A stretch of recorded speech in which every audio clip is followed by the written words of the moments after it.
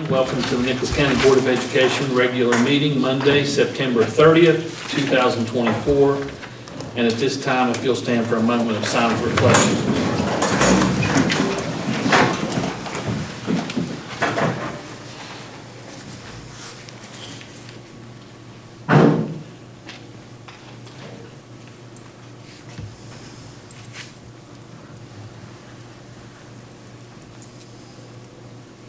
Thank you. Please join the board with the pledge. I pledge allegiance to the flag of the United States of America and to the republic for which it stands, one nation, under God, indivisible, with liberty and justice for all.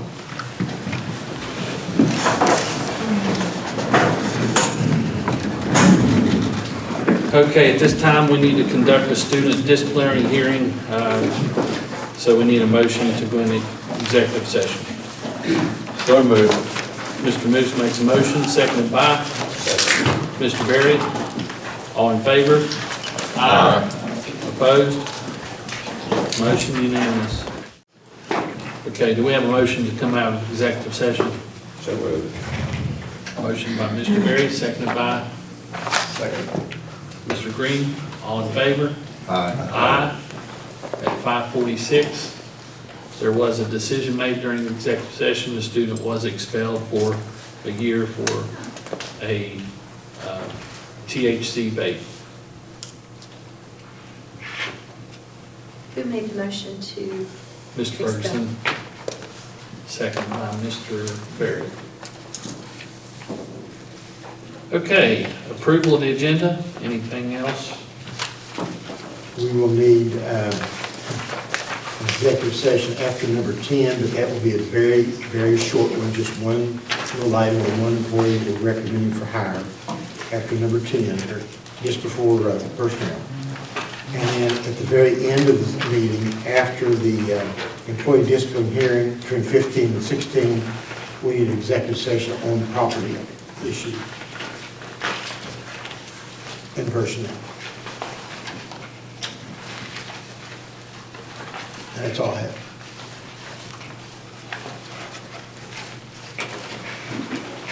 Okay.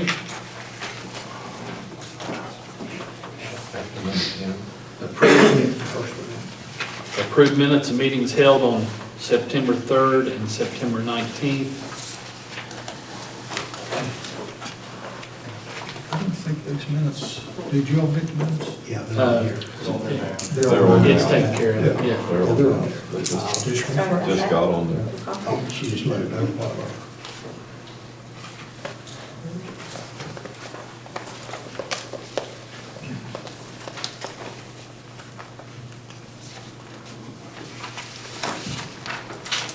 We have a motion to accept the minutes as presented for 9/3/2024 and 9/30, or excuse me, and 9/19/2024. So moved. Motion by Mr. Moose, second. Second by Mr. Green. Any other discussion? All in favor? Aye. Aye. Opposed? Unanimous. Superintendent's information updates, board reports. Mr. Bean. Just kind of an update on where we are with our enrollment. These figures will actually be finalized this week, so next Monday, if there's any change to it, I can update you at that point. But the preliminary numbers we have, at the beginning of the school year for 23-24, we had 3,380 students. At the beginning of this year, we have 3,222, which is 158 students less than we started the year last year with. We've lost, last time I talked to Mr. Williams last week, we had lost 90 students to homeschool and Hope Scholarship since August 1st of this year. So, and we had more come in today. He wasn't here today, but I had parents come in today with some more homebound or homeschool letters. Second item deals with the Glade Creek site. Any board member that wishes to visit the Clay Creek site is welcome to do that. We just need to check in at the house near the hangar. If there's no one there, go on down to the trailers at the end of the property, and they will give you a hard hat and vest or whatever you need to go on the property. And Chris Campbell's with us tonight, so he can elaborate on it if he needs to. The other three items are all maintenance items, and I'm going to touch on each of them very briefly. Now I'm going to have Ms. Mao and Mr. Stump go through that a little bit. I'm going to start with Sherry. We had some calls about leaks in the Cherry River kitchen and other places throughout the building. So I asked her to give a report this evening. She loves speaking in front of a group. And so, Ms. Mao, would you please give us an update on what you found at Cherry River's kitchen today, please? No, up here. We want you on camera too.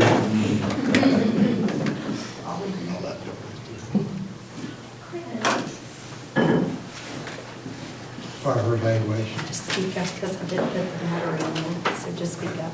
Thank you. Okay, I went over to Cherry River today because on Friday I had heard from the head cook there that there was not only water coming down in places in the cafeteria, but also in the kitchen, which is a health concern to me. She took several pictures.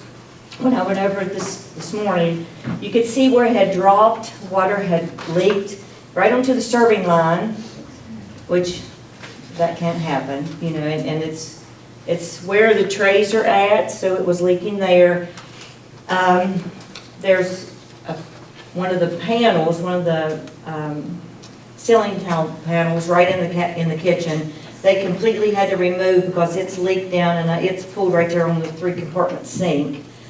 In the dish room, there's 2 places. It's leaking and running along the channel, and where it's coming down, it leaks in the floor. When it does, it splashes back up on the clean dishes, back up on the clean pots and pans, pizza racks that they've run through the dish machine, and you know they have to let everything air dry on racks. Well, that's getting splashed up onto.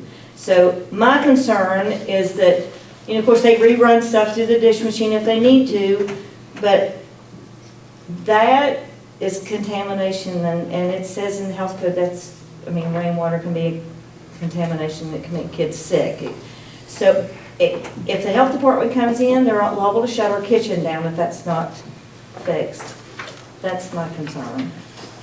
So, any questions? Now, is that from whether replacing the roof or working in that area, or is that? I have no idea. That would be an Allen. Do you know, Alan, if that's as a result of the work they're doing, or it was just an existing problem? No, well, we hadn't really had very many leaks in that area prior to construction. I think it is where they've been in that transition of putting a new roof on. Right. I think they still have quite a bit of work to do over there, but yeah, it didn't start happening. Really, we didn't start getting leaks until they started trying to replace roofing. That's what happened. Yeah. Are we not required to report that to the health department? I don't know. I mean, if I do, they're liable to come in and say, you can't use this kitchen anymore.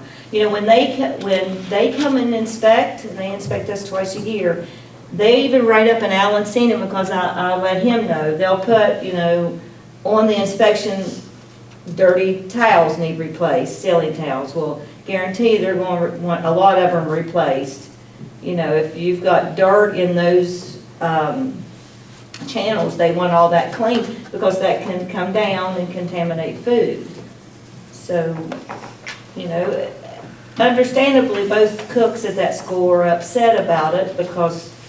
Well, you know, in answer to Mr. Moose's question, now that you've given your report, because I haven't seen you today except for when I told you I need you to go over there this morning, I don't think we have an option as to whether we report it to the health department. I think because if we get a bunch of kids sick and they find out that we knew that this problem existed and we didn't even let them know, I think that's on us. So I think we do need to report that tomorrow. Well, I certainly will. I'll call him first thing in the morning. In fact, I can email I him just don't think we have an and ask option. him if he would please go over and inspect it. Yeah. You know. And if he can tell us how to rectify the situation, we're glad to do that. Okay. Thank you. The second item we're dealing with is at Summersville Middle School, we're getting a lot of phone calls and visits to our office from parents upset about the smell of sewer at Summersville Middle School. I originally thought, I knew we got the problem at Nicholls County High School, that's why we have the MIP to replace that sewer system. But in talking to Mr. Stump, and I'm gonna let him speak next, it's an entirely different situation. It has nothing to do with the Nicholls County High School sewer system. It's the one we have in our pods, correct? Yes. So would you please give him an update on what you think, we talked about this quite a bit, what you think is causing it and how we're gonna rectify the problem? And let me start by saying, we do get complaints, anytime we get a maintenance complaint with smells, anything, from public parents, we do take it very seriously, and we do investigate, and we do our best to rectify it as quick as we can. The issue at Summersville Middle School, we've had a few parents upset, and a couple staff, and so I will say this, the smell doesn't last very long. For instance, we had the issue again this morning. They started noticing some smell around 7:30, and it lasted until about 8:15. It was kind of a sewer smell. We've gone down and investigated this several different days. The days where it's most likely to happen are days like today, days like last Tuesday. We've had a lot of rain. We got the barometric pressure is high. And so if we have an overcast day, cloudy day, foggy day, where that air is thick, it pushes that. So if you look in the areas where the smell's coming in, we have a lot of the sewer vent pipes that are coming out of the ceiling. And so that air pressure, what we believe is pushing it back down, and it's getting pulled back into the school. So there's a couple things we're going to try to do. The first, we're looking at when we're running those systems. If it seems to be happening in the morning, so we may not run some of those air systems on that wing until a little bit later, and try to wait until 8:30 or so. And then the other thing is we're going to try to put some extensions on those pipes, just to try to get the gases and fumes a little bit higher and a little bit further away from the air units. And so hopefully that will fix it. We'll continue to monitor that, and we'll watch that as close as we can, but that's kind of what we're going to start with. We're also going to try to have our custodial staff just to try to push some of the gases out earlier before people start to get there, try to go through and flush toilets and maybe run a few sinks to try to get the sewage going, try to get some of the air out quicker. As far as the pipes go, when do you estimate having to be able to replace those pipes or to put extensions on those pipes? We'll probably start working on it as quick as we can, Okay. maybe this week or next. My question is, did this happen last year, year before, so it has been consistent? It's not new? It's not new, and it is, and yeah, it has been happening for a while. It's just very sporadic. Like I said, a lot of times it's on one days like today, when we've had a lot of rain, the air is heavy. And so if you're down there and you look at the pods, a lot of those vent pipes, they are near where that smell is being reported. And not above the air conditioning unit, right? Well, yeah, so the pods at Summersville Middle School, the air units are mounted on the side of the school, kind of up towards the top. And so then you have the vent pipes kind of right there, right above them. In proximity. And you have in close proximity, so if you have high pressure pushing it back down, and this is a very similar problem that we had over Gully River with the carbon. If y'all remember that, it was kind of a very similar situation, so I think we have rectified that over there, and so we're going to try to do this similar thing over here. Thank you. And probably next week at our board meeting, I'll probably ask for an update on where we are with that. So, Okay. And you might as well stay up here, I got one more for you, so you don't go anywhere yet. The next one is, we had actually I went to the Roadkill Festival in Marlinton on Saturday, and within 5 minutes after I got out of my car, I got stopped. But it wasn't anybody in Pocahontas County, it was somebody from Nicholas County, telling me about an issue here in our school system. They had a volleyball game, I guess, sometime last week, and I think, Alan, you and I talked about this morning, you talked to them about the lights and the timers and so forth. But anyway, they come out after the game and it was pitch dark. The man told me, he said you couldn't see this far in front of your face, and it was just really dangerous to walk out there, afraid of falling and things like that. So I shared that with Mr. Stump, and he's going to give you a response to that, and then that'll be it. And we run into this, we ran into it quite often last year, and so basically all that needs to happen is, and the custodians there at the school should be able to do it. But basically there are timers that are set on those outside lights, and so as time changes throughout the year, we kind of need to adjust those, and for whatever reason, I think we just need to do some retraining, kind of make sure that that's happening. So they were adjusted today. It should be fixed. Until the time changes. Until it gets darker. And, and so that problem should be fixed. And we'll always have this issue again closer to basketball season. Good thing is, we were able to salvage some exterior lights from another school from a few years back, and so it is our plan in the future. We just haven't had time to do it. It is our plan in the future to reuse those lights for the back portion of that parking lot once we have time to get in there and make that happen. But I think that has been the issue. It's just been a timer issue, and so that should be fixed. And I'll work with the school closely to make sure it doesn't happen, because it'll happen again here in a month or so. Okay, thank you, Mr. Stump. And that's all I have. Okay, number 7, presentation discussion from ZMM. Our favorite guys. For a lot of reasons.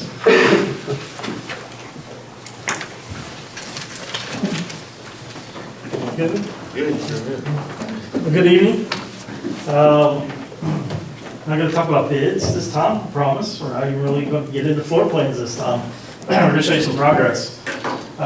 So I'm going to start at Richwood. So if you haven't been to Richwood here recently, so the picture on the left. Well, I'm going to do something in 1 second. Send the people at home. No. See what you do. All right, there you go. all good. So the picture on the left, elementary school lobby. So you can start to see this actually, you're seeing the vestibule kind of formed there, and you're actually the lobby on this side of the photograph. And then what we're seeing here, I can't minimize this, can What do you want to know? Oh, Can? Yeah. Can? Good. yeah. Can. So here's dining room. So here's your doors to the outside, a couple windows out to the exterior. So the blue is the air and moisture barrier that's coated on top of the block. So what you're seeing here is this is the gymnasium part.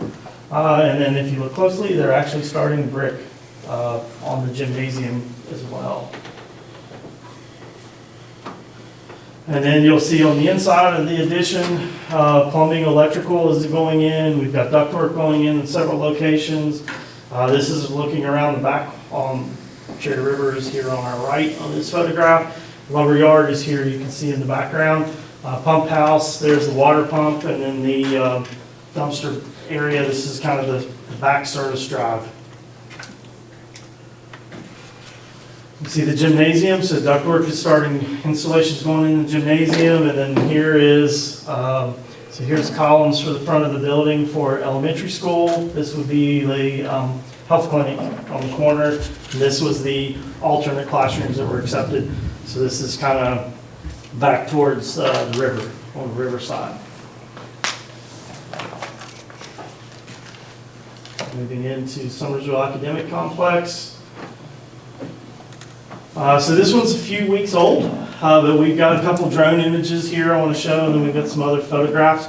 But to give you a good sense of scale, so now you can actually see, these are the entrances to the front of the school. So here's Media Center, STEM Lab. You can see the 6 wings here. Gymnasiums are here. You can start to see the block is going vertical. Kitchen and dining room area here. Here's auditorium. Here's the band room area. So this was taken about 3 weeks ago. So it's a little bit further along. But then you can start to see here, contractor was able to put approximately 8,000 lineal feet of foundations in the first month, which is pretty remarkable. The weather cooperated very nicely until this last week. So you can start to see we've got, these are some of the high walls. So you got a double wall there that's going to support the exterior veneer up high. Interior partition, see here in the corner at one of the gymnasiums. You can already see most of the walls around the perimeter are already bleached up to floor line. So you can see all the rebar, vertical rebar for the vertical reinforcing. Again, some more footings that they've already started to fill, or some of our block going up to grade. They've already started to do the grouting of that. And then they've already been placing quite a bit of floor slab.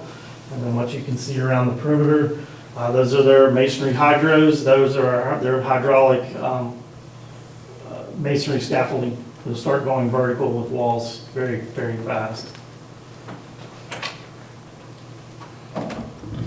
Progress. Absolutely. So we've seen some good progress at both schools here over the last few months. The weather's cooperated nicely. Expect to continue to see that as well. Chris, I have one question for you about the Cherry River project. I know at some point this year, the plan was that the elementary wing would have to move sometime during the year into the other part of the building so they could work on that part. This is not a fair question, I'm sure, but any idea when that would take place? So we've been working with the contractor on their schedule. Their schedule has some additional time that will be, you'll all see it soon. On several cost proposals, we've been negotiating with them. The addition itself is right now, this is tentative, is tentatively scheduled to be completed next summer in 2025. That means auditorium, band room, gymnasium, those spaces would be eligible to be used starting in fall of 2025. Once they get, school is out in May of '25, they want a couple weeks to mobilize into the existing part of the building. So they will be moving into the building, existing portion of the building, we'll say June of '25, and they're anticipated to be out of there in December of '25 for a mid-year for there. Again, it's contingent on winter. The good news is they are literally a few weeks away from having most of the addition under roof. We will talk to them about the kitchen. I know that's been a little bit of an ongoing discussion in construction, but we do want to, we'll have our construction administration personnel follow up with the contractor in the morning, talk a little bit about what's going on in the kitchen because it's a little concerning for us. So we okayed them, y'all okayed them working on Saturday and Sunday. We have They weren't, they didn't work. all Saturday and Sunday. This weekend they did. No. Not this weekend. It's pretty wet this weekend. Saturday was was nice. But anyway, that's the only concern I have with that roof. Sure. That's part of the battle, is part of that there's a lot of asbestos in that existing roof. Way more than the original testing reports show. So that's where a lot of the slowdown on getting that existing building re-roofed. They can only remove so much asbestos in a day, but they've got to do a temporary cover. So it's taking them considerably a lot longer than planned. But we'll work with them to make sure that they're getting the kitchen, at least get that area cleaned up and see what the issues are. make sure there's no other underlying issues that we don't know about. I appreciate the heads up on the weekend. I will say it's very rare we get a request for a contractor to work on the weekend. I will tell you, between your site contractor over at Somersville and the roofing contractor here, I probably haven't had a weekend request from another project in probably 5 or 6 years. So, You not gonna say anything, Dave? My part's not here yet. any other questions on the construction progress? With the proposed changes that are at Richwood, they, obviously we've run into some things underground. There's been a few things with the roof containing asbestos, a few items. I am happy to report we had allowances built into the project to deal with undocumented utilities, some unforeseen conditions with the soil, those kind of things built into the project. With all the cost proposals, if we granted everything today, which is not really the case, but if we were, it would still be no additional change in the contract amount. So the allowances are covering all the things we expected to encounter. So we're in a very good position there. The biggest headache is time. You'd mentioned the pump house. I think you showed us Yep. a picture of that. Right there. Pump house is here, this is dumpster enclosure, you've got a water tank there, that's for fire suppression. That's the whole storage for fire. Yeah, this is storage for fire suppression, you have, and then in this building, there's actually a diesel fire pump. So So it's basically This is just for would be, fire. yeah, just for fire protection. It is I know this is a sensitive subject, but in the case of water shortage and things running tight, you can't run the risk of having not enough water to fight a fire, especially the fire suppression system. What the tank does is it has a duration amount of flow, how many gallons in a time frame. And that pump in there will allow it to deliver all the water through the building if they need to go to the tank for reserves. I think the tank holds 30,000 gallons, something like that. Yes, Something like that. something in that neighborhood. Will there need to be a similar setup at Clay Creek? No, this is, so the reason that you have this is generally because of flow and pressure. You need the pump for pressure. Pressure is low, Right. but flow rate it's how fast the water is flowing through the system in the city of Richwood. The flow rate is very low. Across the river, it's okay, but on this side of the river, it's a little bit slower. So you have to have that backup tank because that tank will run full. It actually has an outdoor gauge on it that will tell you how full that tank is. But that will allow them to basically, the intent is to protect the building in case of a fire, protect the occupants, get the occupants out of the building, and it provides enough water to get occupants out of the building, hopefully douse the fire and help first responders in that. That's the duration that they look for. And that's a code requirement item.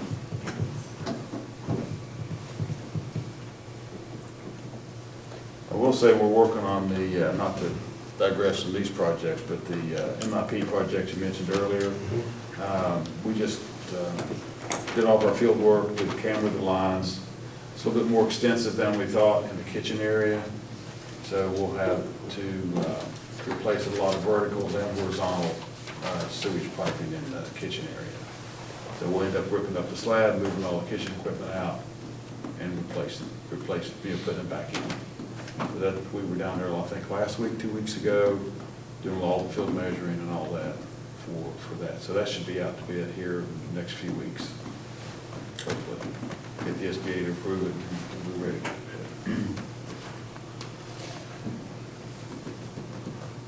That's it.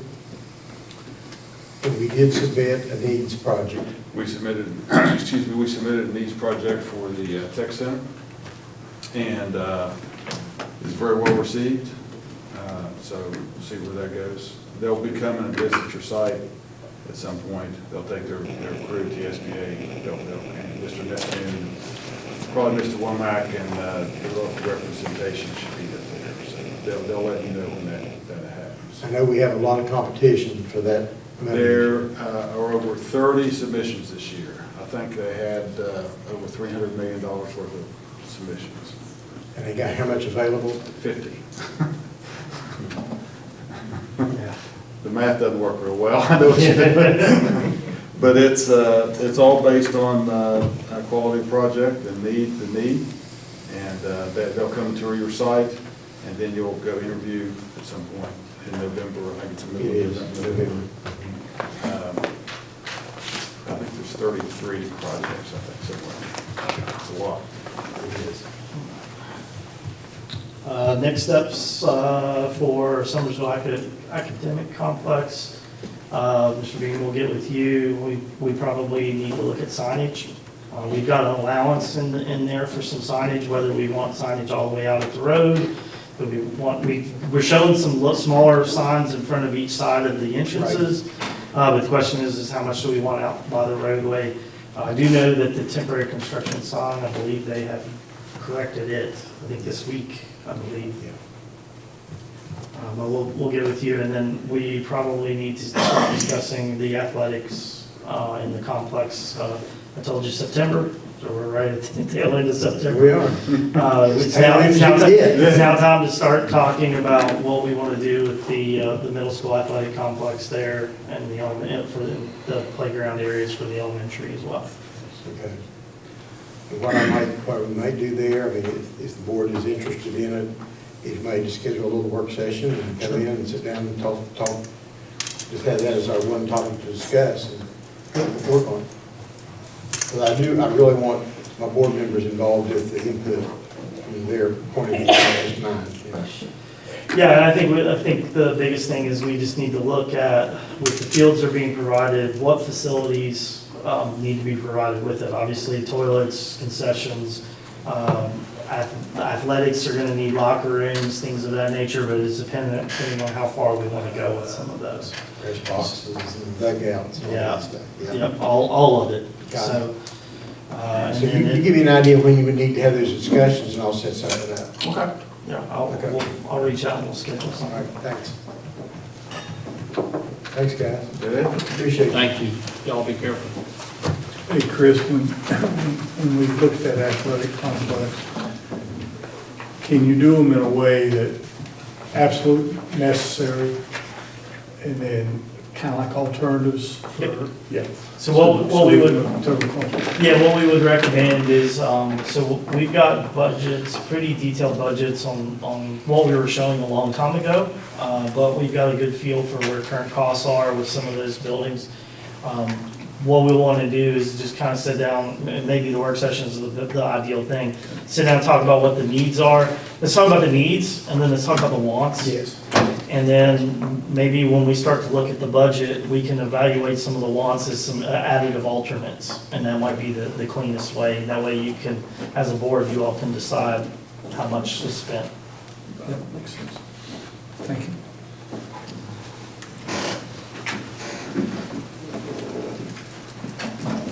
Okay, delegations, do we have any delegations? Sir. Thank you. Action items. Discussion with possible action on approving the GRE and CRE grades 2 to 6 to attend the annual Heritage Day on October 4th.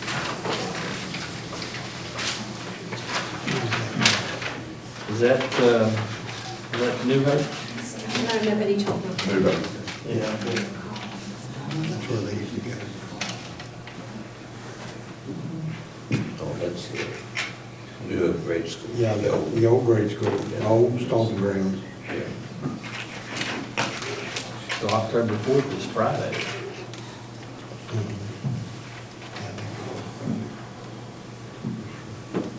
Any discussion on that? If not, I'll go to action item B, discussion with possible action on the approval of the MOU with Head Start. That's in your packet. Ms. Kuiper, is there anything new or different to this MOU than in the past? No, it's the same as in the past, it's just our McKinney-Vento agreement. Okay, thank you.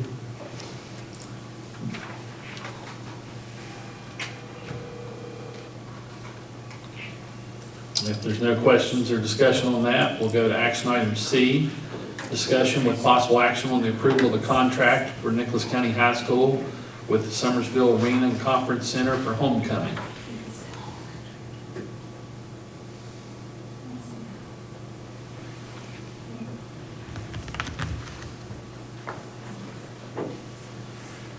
Okay, if there's no discussion or questions, we'll go to action item D, discussion with possible action on approving the grant agreement with West Virginia Gear Up.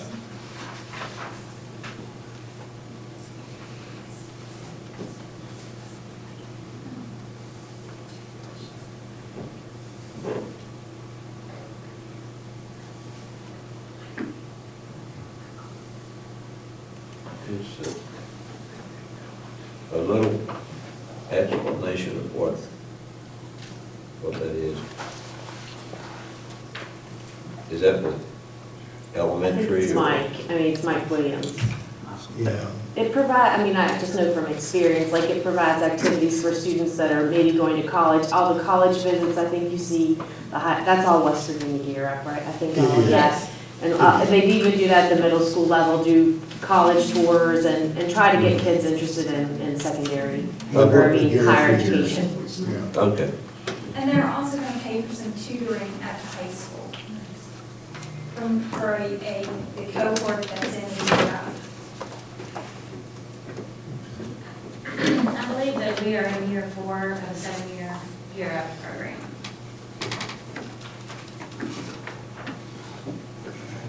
Any other questions on Gear Up? Okay, if not, action item E, discussion with possible action on approval of the contract with SESC for additional services through proximity, funded through special education.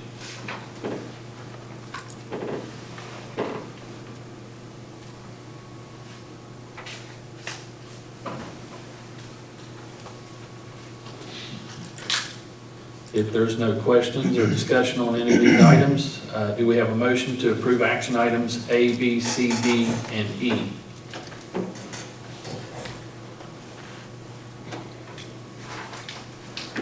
So moved. Mr. Ferguson makes a motion.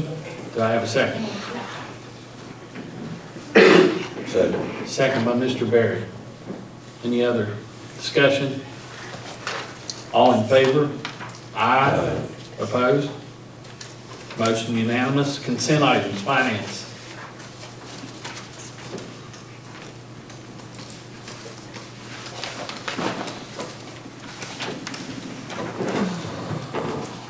Okay, the first item that we have is payment of current invoices. Those should all have been in your packet.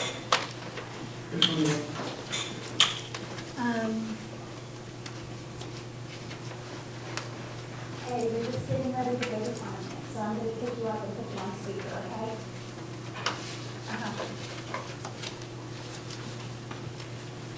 Did you have any questions about any of the invoices?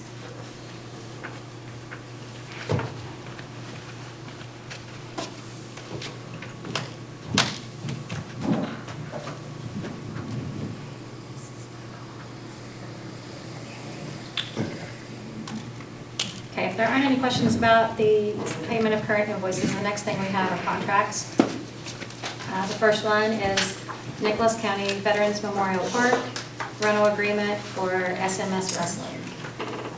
I believe they expect the wrestling team to have more participants this year than they have in the past, and they did not have a place for them to practice. So someone at SMS had talked to Memorial Park about renting the dining hall for practices, and so that's what this agreement is about.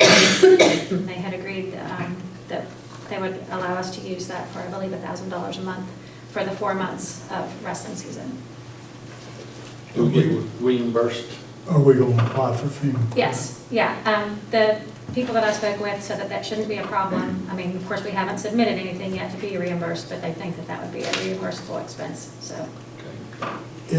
In the second recital, it describes Nicholas County Summersville Middle School wrestling team when used herein shall refer to the Nicholas County High School wrestling team. Yeah, originally they said Nicholas County High School instead of Somersville Middle School, and then they fixed it, but I guess they just didn't fix that. Okay.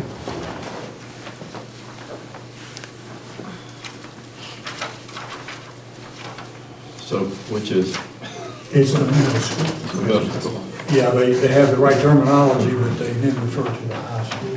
Okay. So I don't know if they've signed that yet, but, No, no, okay. And the middle First school doesn't page. have a place at Ruby's. They got a lot more kids. It's on the second, That didn't work out or very here. good. Oh, okay. So you can just mark through that and put That's Somersville nice. Middle or SMS.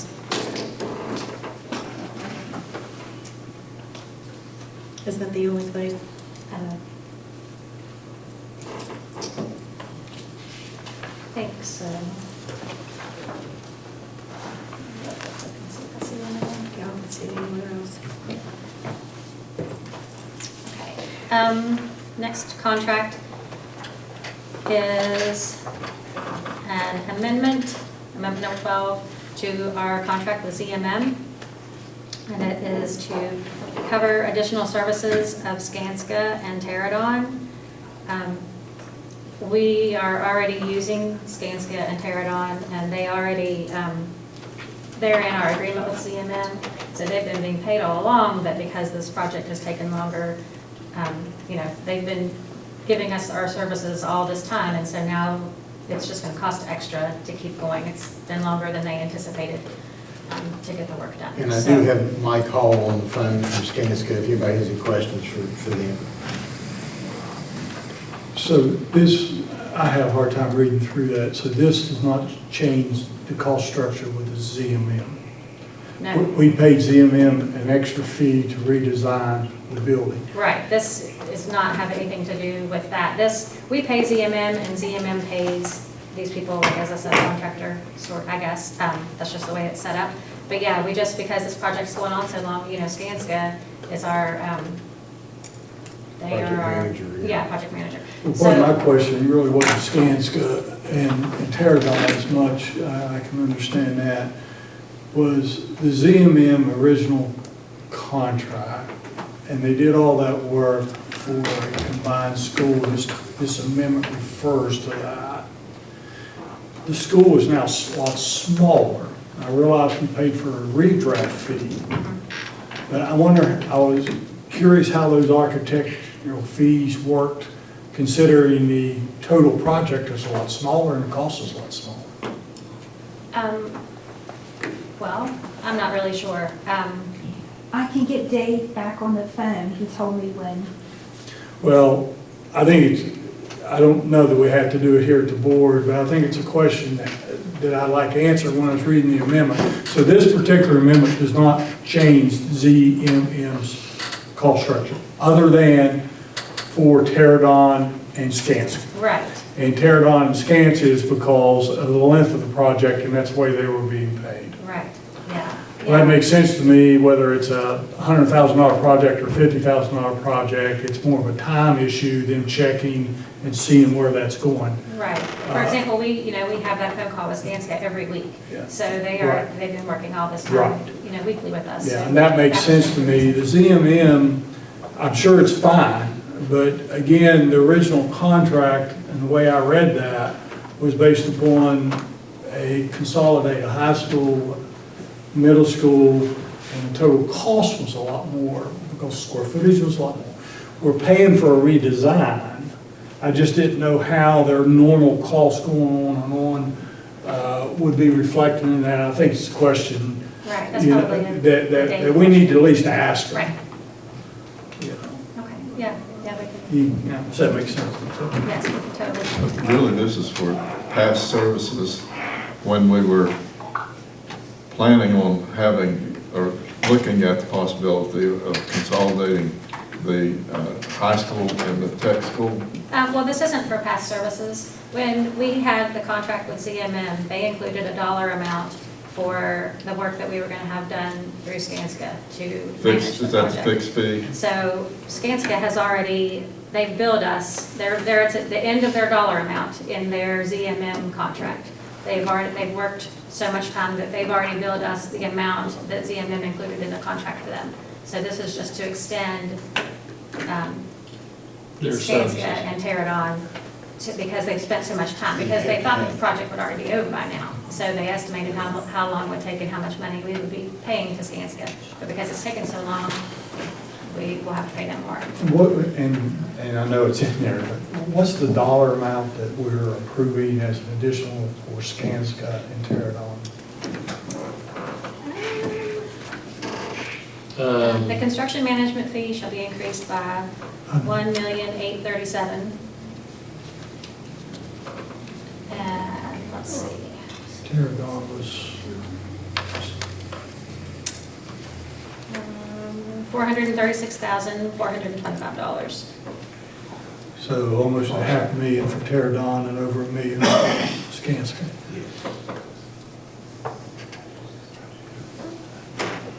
And the original project dates original project. Now, so they had, these are new, updated under what was added in Amendment 12, new construction dates, substantial completion. Correct, Yes, those are new. right. Yes, that's showing how much longer it's taking than, that's, You okay. remember what the These dollar original- amounts are going. Right. You remember what the Honestly, I original- don't. Yeah, just wondering how many. Well, 'Cause you actually, say I Mike's believe on the right phone? above that, Yes. it says December 31st, 2022. Okay. So, Mike, this is Steve Ferguson, I was just trying to determine for this $1,000,000 extension, when the original date that your services was supposed to end, and, I don't have, okay, sorry, go ahead. no, I was just trying to figure out the additional time, whether it's a year, 2 years. I wasn't About here 2 when, years. about two more years of work. Yeah, it's because of and this is based on the durations on the finalized schedules approved after negotiation with SPP, with ZMM for their corrected completion date, and the duration date from city construction. So when you add all those dates up, because our contract is strictly duration based, it's not percentage based like ZMM. ZMM's contract is a percentage of the value of the contract. Ours is a duration of the contract. That's a Terradon. So it's an extension. We're adding about almost 2 years, Steve. I thought, I can understand Skanska. I thought Terradon was more for specific things like certain engineering, certain soil testing. I didn't know that it did. Yeah, they test everything as far as structural components, earth components, they'll go from civil all the way through structural. Okay. Yeah, they test the brick and everything, correct? Yes, they mortar pours, concrete pours, slab pours, they test everything that requires independent testing. They test it, and now guys, remember, even though these contracts are listed under ZMM, we are not employees of ZMM. We just happen to be under their contract, like you said earlier, because that's the way it was set up under the FEMA procurement. We work for you. We are your agent, so they're testing on your behalf, and we're representing on your behalf, not with ZMM. Yeah, I can understand that. I'm having a little bit of time wrapping my arms around. If it's for Pacific testing, you're only going to do that test. I know that they would have done the testing for the site for the whole consolidate, but then now all that would have stopped until we got the new plans, and then we go forward. I can understand Skanska because they're along the process. I'm having a little bit of problem with the testing part of it, but. Well, look at it this way. The one project is going under roof. So Terradon has been testing soils, they've been testing mortar pours, they've been testing grout pours, and they've been testing slab concrete pours. Now they're testing steel wells. So they'll keep testing at Cherry River until we are well under roof. Then they'll come back and do some civil testing to make sure that the final soils elevations are correct, the soils compositions are what they're supposed to be. But they're going to transition over to Glade Creek. Now that's where they're really going to be busy because they're testing, again, the concrete pours, the slab pours, the mortar pours, the grout pours. As we go vertical, then they'll get back into the field again. So it's just a recurring process. We're going to jump from one project right up to another. Okay. I'm still, it says construction management fee shall be increased for Skanska by $1,837,000. Not 400,000 or whatever. That's Terradon's 400,000. It says Skanska will provide construction management services Yeah. to Cherry Skanska. River and Glade, and So that will there's- be increased by almost $2 million. So that's just for Skanska. Yeah. So then if you go here, they're talking about Terradon, so that's. Oh, okay. Well, they're Yeah, talking Mike, about two separate. okay. I understand what you're saying, it's a good explanation. I really Gotcha. wasn't counting both projects. You've got an Right. ongoing project on the other side. Right. Yeah, we're pushing both sides of the mountain right now. Yeah, that's a good explanation, I understand. But that goes back to, again, that CMM was a percentage of the contract versus theirs was a duration of the contract. That Since the contract contract percentage extended. for CMM, that contract has, dollar-wise, has gone down. But it's longer as far as duration. Yeah, For Skanska. for Skanska and Terra. Right. But for ZMM, part of it, I think it's a question worth answering, or worth asking, because we paid a separate fee for a redesign. If we hadn't paid that separate fee, I could kind of buy into it, but I don't. I can follow our ZMM contract because it is percentages and, there's a design phase, there's a construction phase, there's a, whatever phase. And so it shows what percentage of each of those phases has been completed, and that might help answer the question a little bit, but I'm sure Dave would be happy to answer. But they're not amending their contract dollar-wise, No. either up or down. They're just Right. doing it for the Skanska. Right, Terradon ZMM portion of that themselves contract. is not changing Okay. anything, they're just fixing it I so got it. that those other companies will Okay. get their money. Thank you. Thanks, Mike. Okay, thank you, Mike. All right, thank you all. You're welcome. Okay, we have one other contract, and that was Appalachian Office Products for NCHS. We've done a couple of those already, they have a few copiers, so that's just one of their copier contracts. I'm thinking about, Chris, we might have to make a note that if theirs is based upon duration, and even though these durations in each contract go clear to 27, we're hoping that they will beat that estimate. They put so many days in there. So if they do that, then in theory, we should have a duration rebate by, in theory. Yeah, I would agree with that. Yeah, they're ahead of schedule. I mean, make a note to ask that question. I wouldn't ask it now, but Right. at the end, you know, when they get ready.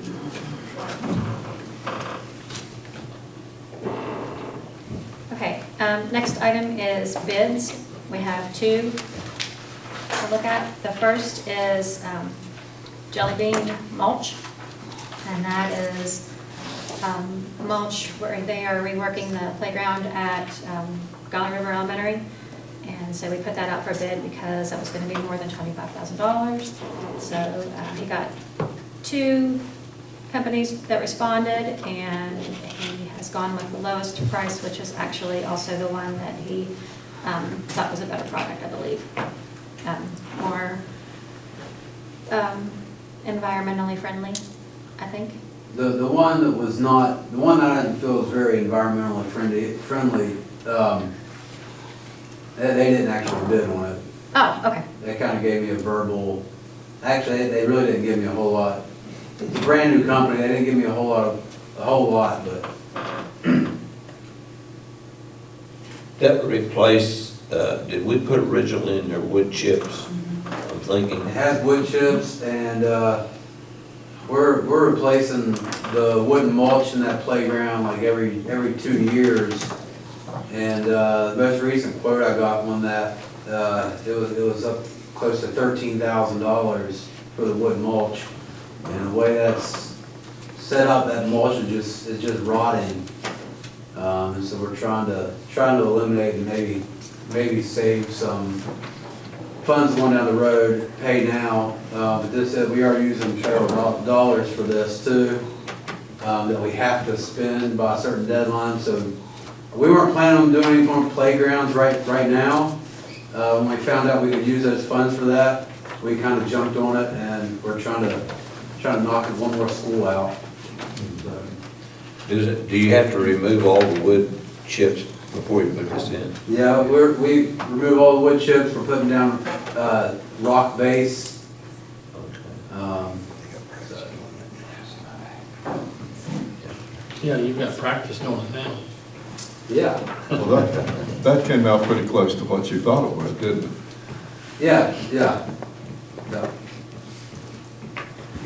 So, yeah, this mulch will be coming out of our ARP funds, our COVID money that is ending actually today. So, and the next item as well, under bids, mid-year education, reimagined learning spaces. And there's an email in there from Sarah Lee regarding what that is about. And then since the time that you got your information in your packets, she's gotten some prices from that company. And so I think that we're going to be well under the $200,000 that we thought would be the maximum that we would spend for that. I think we're closer to 160. 59 and some change. So if you have questions about what exactly that is all about, Sarah can. Did you get some schools to respond to your email? I did. And some of them surprised me, because I kind of had in my mind who I thought would be the ones that would want them, but some other names came up that was very encouraging.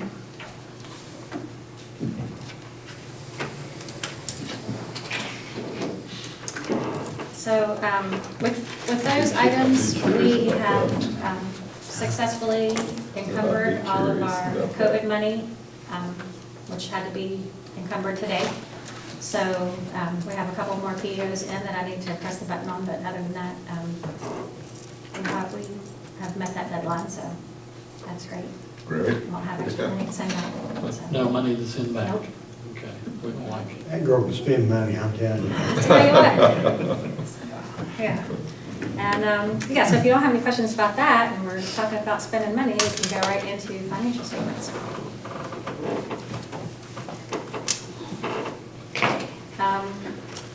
That was a whole lot to look at in your packet. I don't know. Yeah, I only got to about page 60 there. Yeah, that's a lot. Okay, so first of all, we won't talk about it for a whole lot of time because I know there's a bunch of other stuff and we're already running long. But basically, as you guys know, we have a few different funds. General current expense is just our county money, basically. These other ones, special revenue and special revenue ESSER, that's our ARP money, that's our COVID money. Those are just projects. That's when you get a grant award and then you spend your money.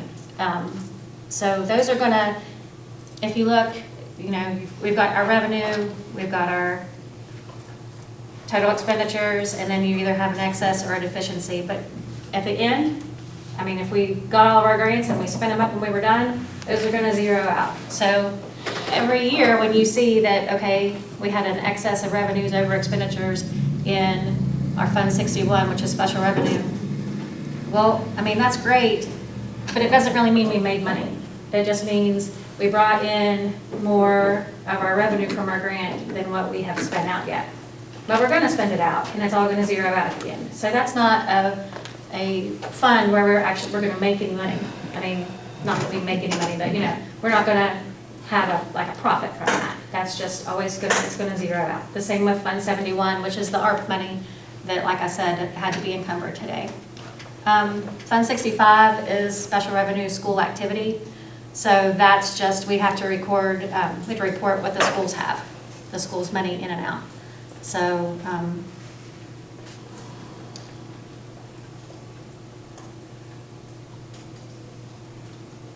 they had a net change in fund balance, so their revenues exceeded their expenditures in total for all the schools by $25,000 this year.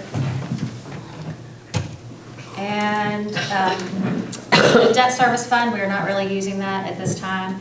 And Capital Projects Fund is the fund where we have all of our FEMA flood, our building, and then also we have our $1 million grant that we got for the Nicholas County High School sewer. So those are special projects in Fund 51. So Fund 51 is a lot like 61 and 71 in that we're going to get the money, we're going to spend the money. It's not like there's ever going to be a time that we make a profit on it.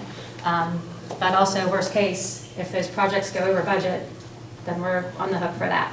So that's in a nutshell what those are. So if we're looking at money that we actually have available to spend, you know, if we come out and our revenue is more than our expenditures, money that we're actually going to be able to bank and use another time for something else, Fund 11 is what we really need to focus on.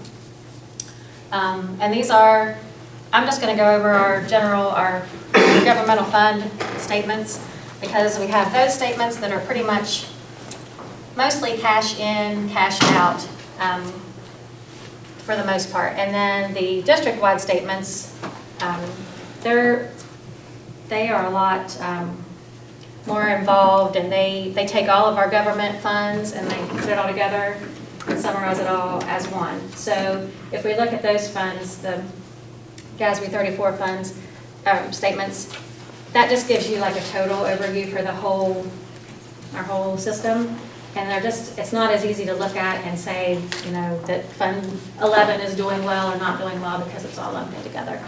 And it shows like our fixed assets, and it just shows a lot of stuff. I mean, not that it's not valuable, but to us, to see how we're doing, to see if we're making money or losing money, these statements, these general statements are what we really want to look at. So, for Fund 11, this year,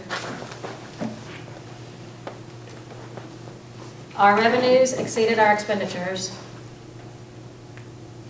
which is net change in fund balance, by $2.7 million.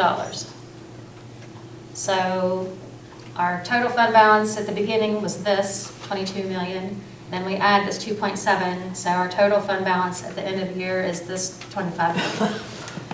So this looks great. Looks like we have revenue over expenditures of $2.7 million, which we do.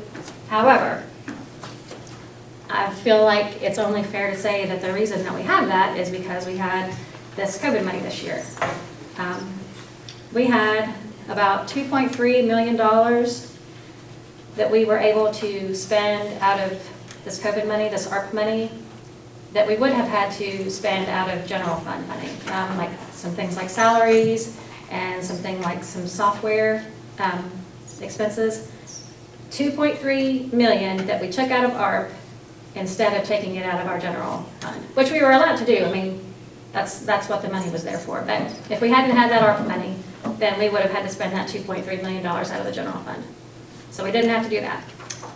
In addition, we get indirect cost at a higher rate on those COVID funds. So we got about $670,000 out of indirect cost this year for those. And so then that's something we wouldn't have had. That's something that we're not going to have anymore since these funds are ending. That's included in the 278? Yes, yes. And then in addition to that,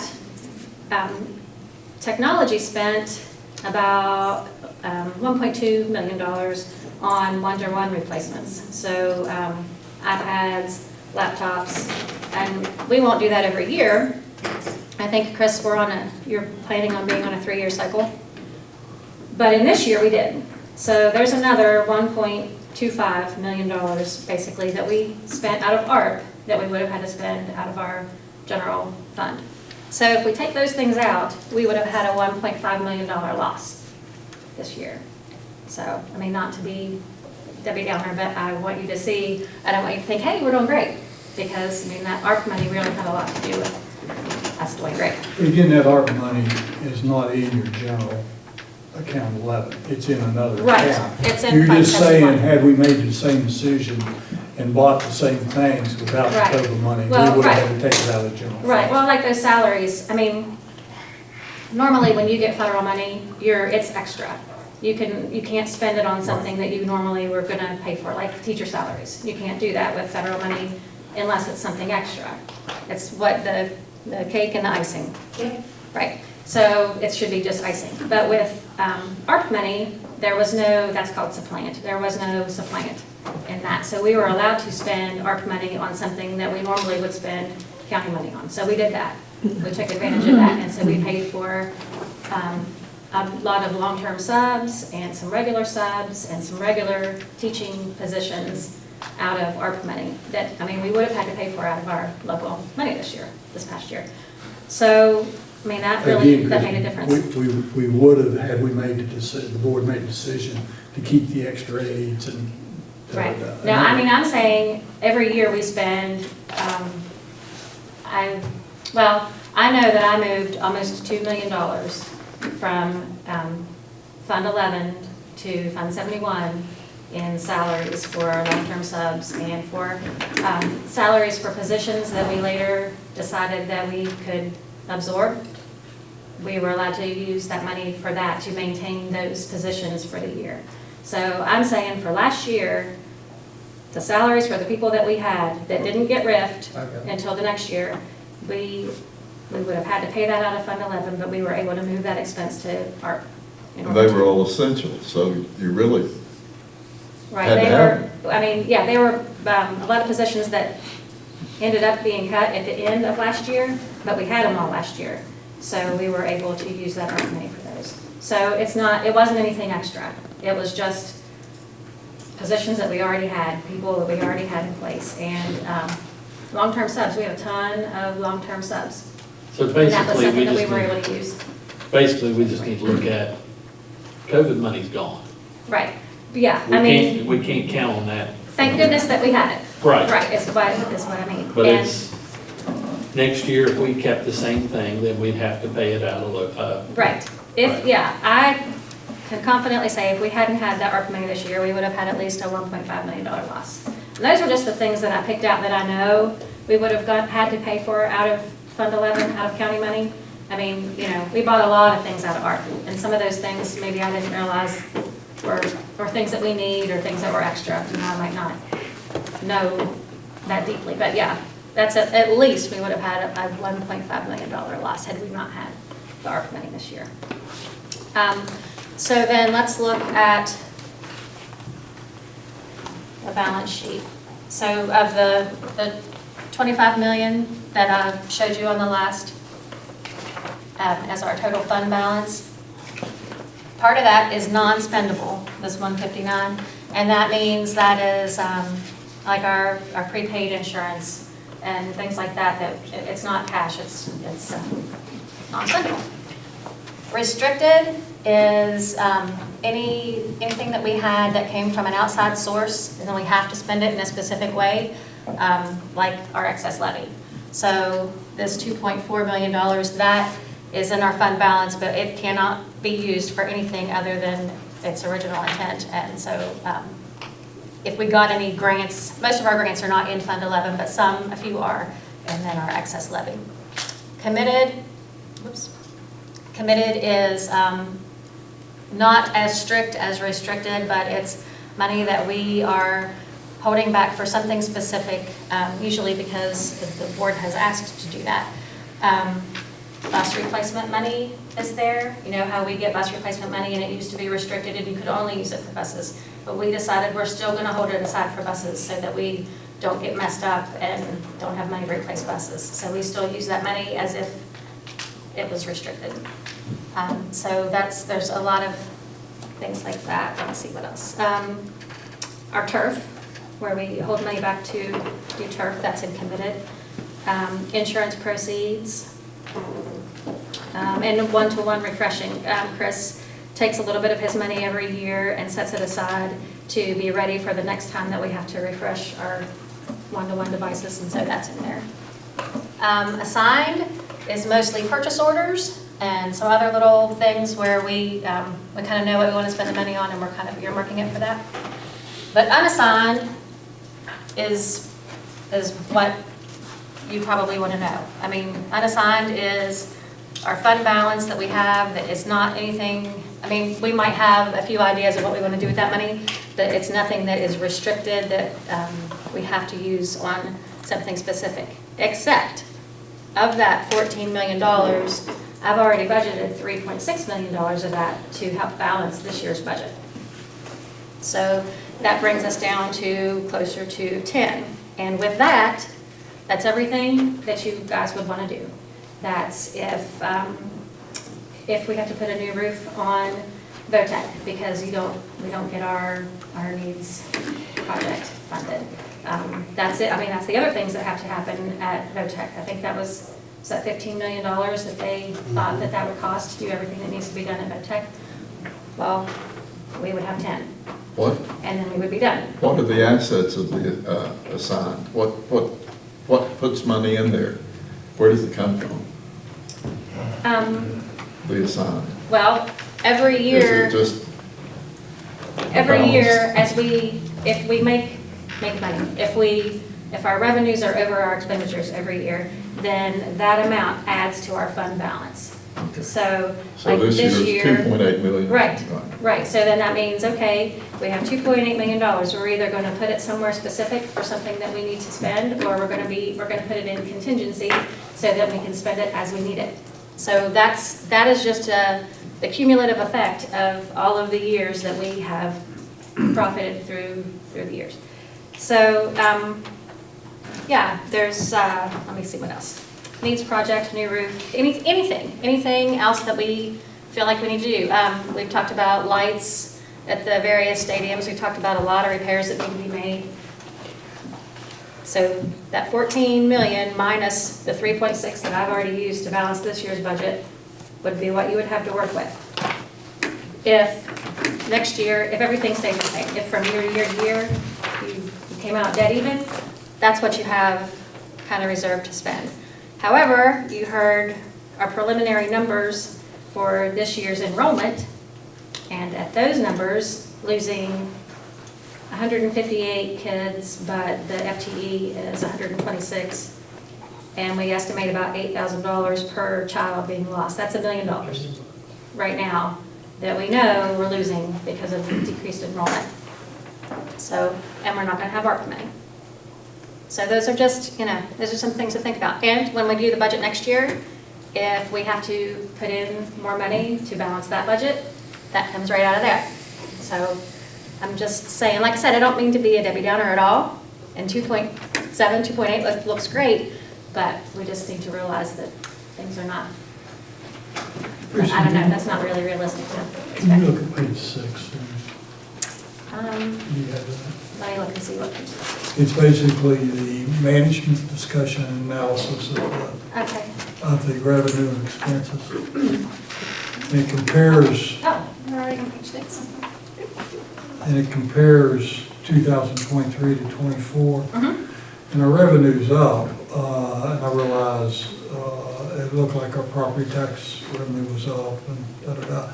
My main concern on that whole thing, well, two things. One is general administration, and it looks like we actually cut about $86,000 out. Is general administration here at the board office, or is that something else?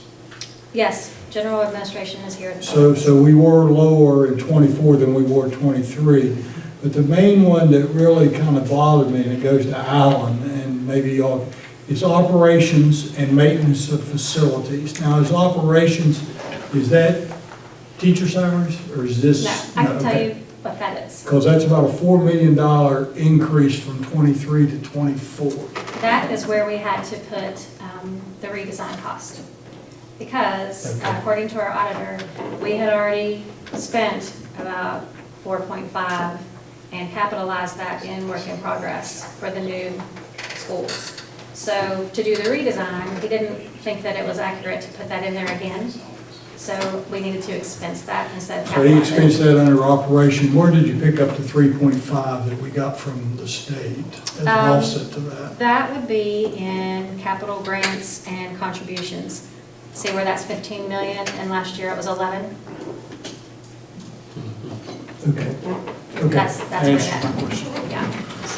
yeah. So that is, Yeah, So and that's basically, the that outlook that's operation what and maintenance didn't increase to 4 million. Right, and it really wasn't a very good. 4.5 million of it was a redesign on the new pre-K through 8. Right, and there really wasn't a very good place to put that, to make that make sense, so just operations Okay. and maintenance was Yeah, where well, we you- had it. Yeah. You explained it well. I understand. Okay.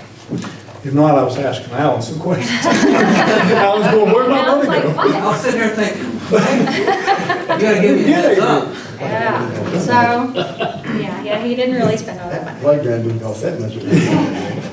We did have some big expenses past year though, I mean, we did. No, I mean, yeah, I think that maintenance probably did pretty well. So what is that? Well, the fine line you got in Actual maintenance difference is that when you fix something, hopefully it lasts, but we're expensing it versus capitalizing it for the most part. But you also got older facilities. So you got something you're fixing that you hope is going to last more than 1 year and you don't have to do it every year. Then you've got older buildings and facilities and properties that you have to match up, so. Well, we had to spend $250,000 on new boilers at NCHS. We had a pretty big expense at Panther Creek on their water heater system. Right there was almost, with those two projects, $300,000. Yeah, and that's a difference between, I was telling you, there's kind of two different sets of statements here. In these statements, that's an expense, so that is in that $8 million that you saw. Okay. Now, in the other statements, that goes up into capital assets, Okay. so that's kind of the difference. But like I said, those other statements also include like our portion of the insurance and PEIA liability of the state. They give us a portion of that based on how many people we employ here. So those statements are just, I just don't think that they give you guys a very clear picture of how we're really doing. But they're in your, I mean, it's all in there, it all has to be submitted. I think you did a good job explaining the fact that the COVID, we've been operating our school system with extra money that's no longer there as of today. I mean, I get that. So, It does concern me a little bit of what Dave Ferguson said about that needs project, because it was what, about 1.1 million we got on that MIP for the sewer system? 1 million, what we got. And he was already talking that they're running into problems. So, you know, that might be a good example. Let's say that goes to 1.5 million, that $400,000 would probably have to come out of our general funds, should we choose to do it once the bids come in. Right.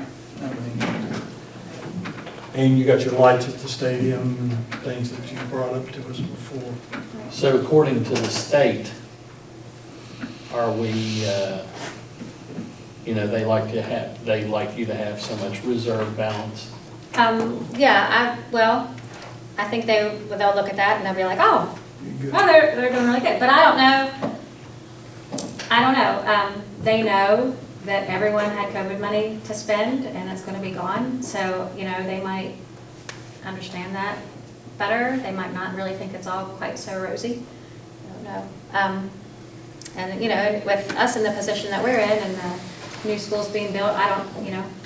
There's no guarantee that we're going to come out great on that. It sounds like we're doing okay so far, but you never know at the end of that how things are really going to go. Well, correct me if I'm wrong on this, because fund accounting's a little bit different than I'm used to, but we're going to continue to look pretty good, maybe not in fund balance, depending on what decisions we make, because we're building $120 million worth of schools that's going to have those assets, and we didn't have to take a bond out and anything for them because they're being paid by FEMA money. Right. So the balance sheet's going to look pretty good. Right, yeah. It's going, I mean, you're going to continue to see it grow, because we're going to have some really good assets that we didn't have to pay for in a sense. But it's the income statement that, the operating statement year to year that's going to be a concern. But your net worth and your assets are going to look pretty good.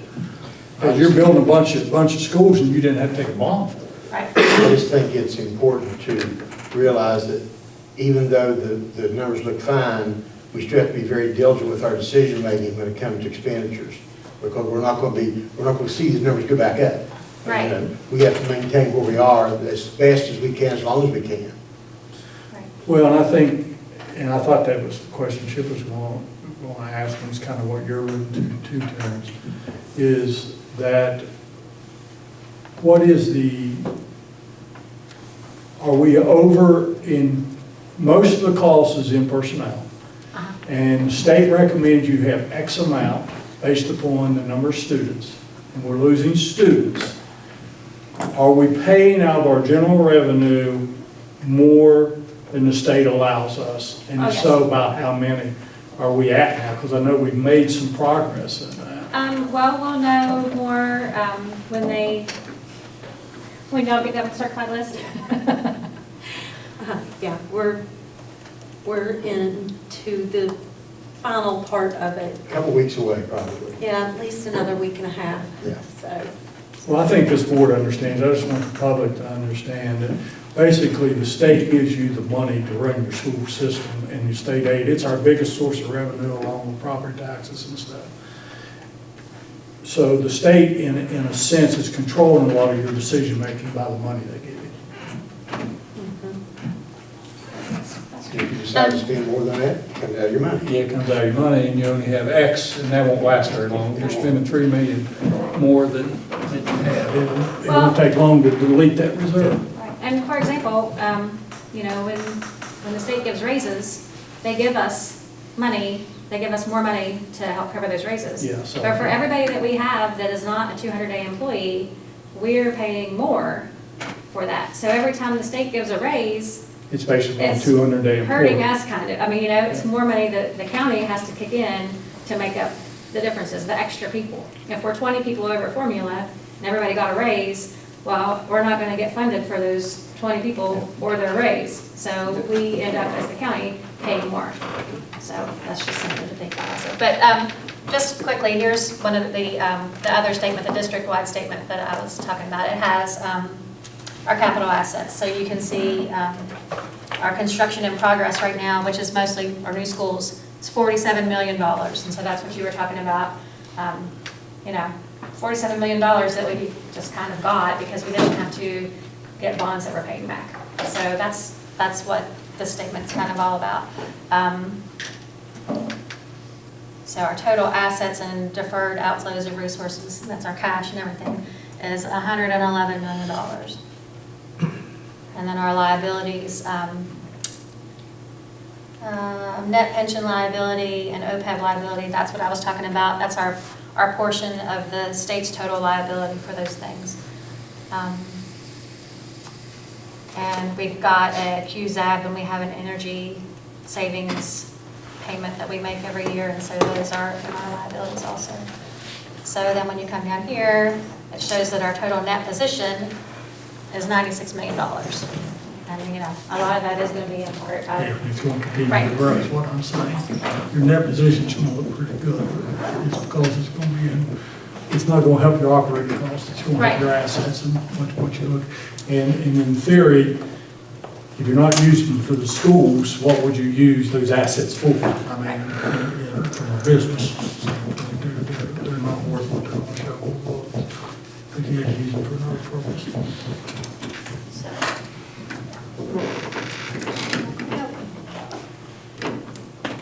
I'm done anyway. I made it way too small. But that's really all I had anyway, unless you guys have other questions about anything. And I'll have to get these babies submitted by midnight. I forgot to bring my stamp, but when they go into executive session, I'll have him sign that. Okay. Go stamp it. Bring it to me. Okay, great. Don't forget, out of state released. Oh, Okay, so Mr. Green's daughter is involved in number 1B, number 1, so we'll vote on that separate.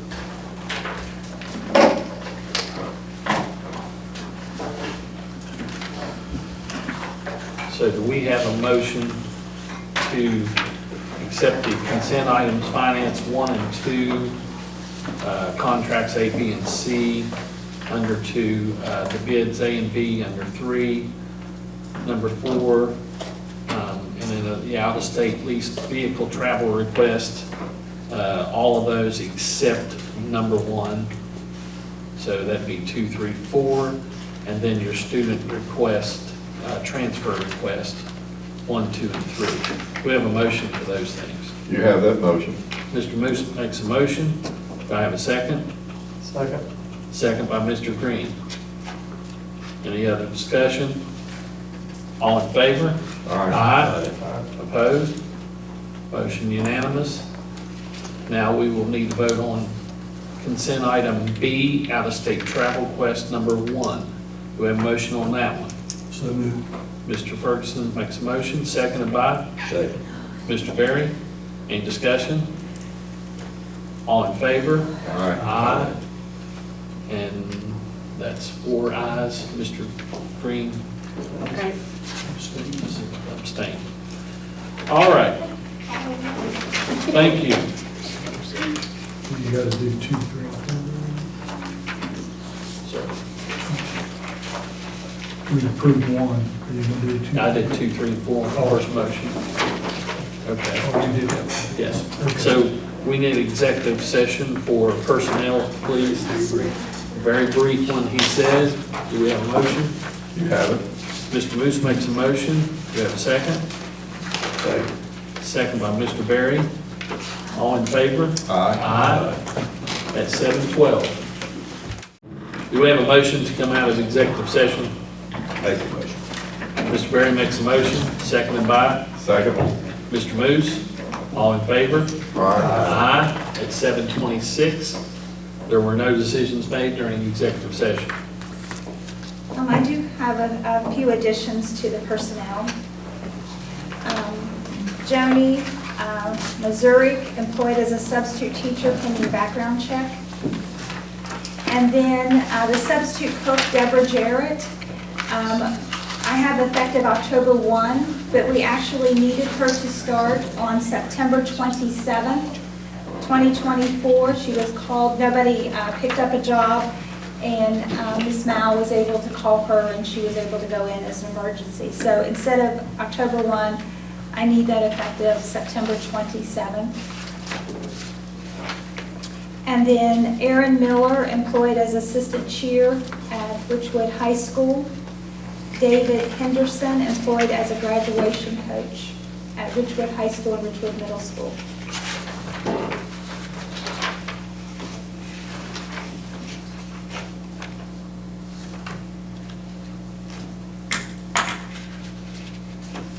Now, both of those are new mechanics, mechanics. Oh, I'm sorry. Yes, I'm sorry. I forgot those. Yes. Russell Isabel and Jonathan Holcomb are the 2 mechanics. We finally found mechanics. And, Well, they're both 10-1, right? They're both 10-1.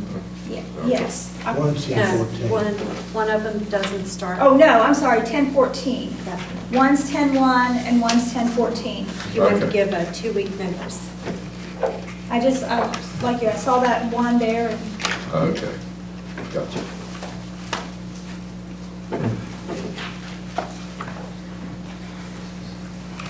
And then you'll notice Stephen Sheridan is retiring effective January 31st. And Ralph retired at the end of June. This will allow us to get the training for both of them at the same time.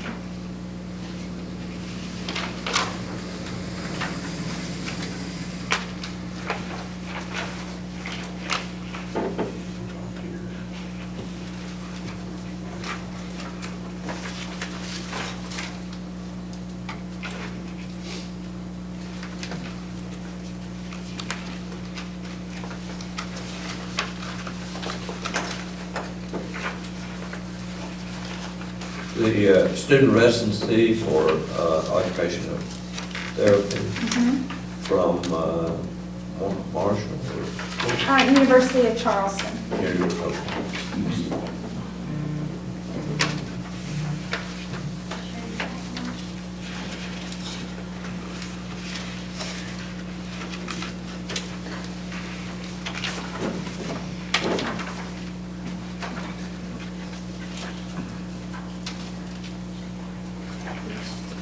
Okay, do we have a motion to accept the personnel agenda as presented?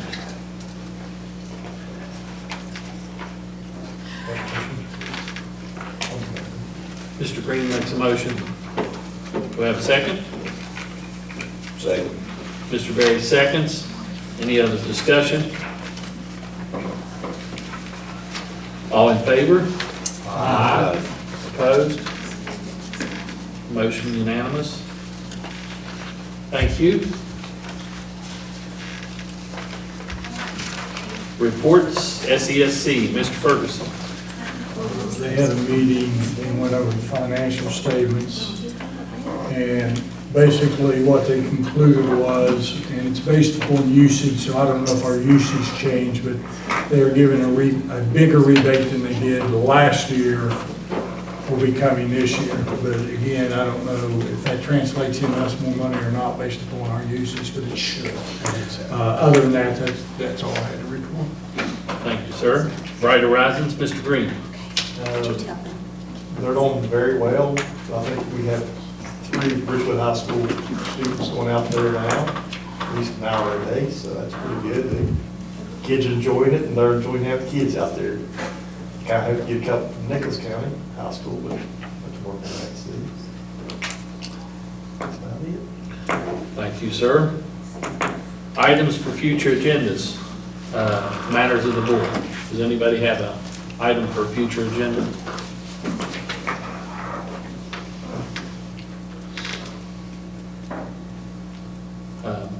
Matters of the board, does anybody have anything they would like to comment on?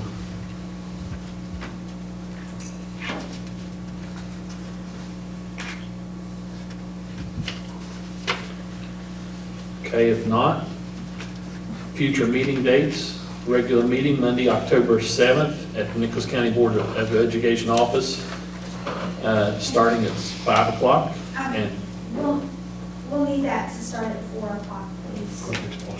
okay. Regular meeting Monday, October 7th, start time is 4 o'clock. We have some expulsion hearings. And then special LSIC meeting Tuesday, October 15th at Panther Creek Elementary, starting at 8:30 a.m.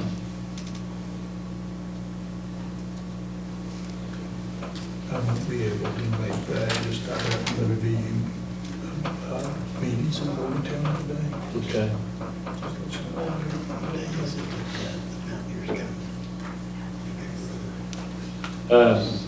November 1st. November, let me make sure. Okay. November 1st, the Mountaineer mascot will be visiting schools. Mr. Beam's going to take him around. Of course, the Mountaineer mascot is from Richwood, and he's going to go to all schools, but this round, he's going to hit Glade Creek. Am I doing this right? By memory, I think it's Glade Creek, Panther Creek, Cherry River, and Richwood High and Richwood Middle. And then next time he comes, he'll cover the other part of the county. All right, moving along to number 15, employee disciplinary hearing. We need a motion for executive session on that. So Mr. Ferguson makes the motion for executive session. Second by Mr. Berry. All in favor? Aye. It's 7:34. So we have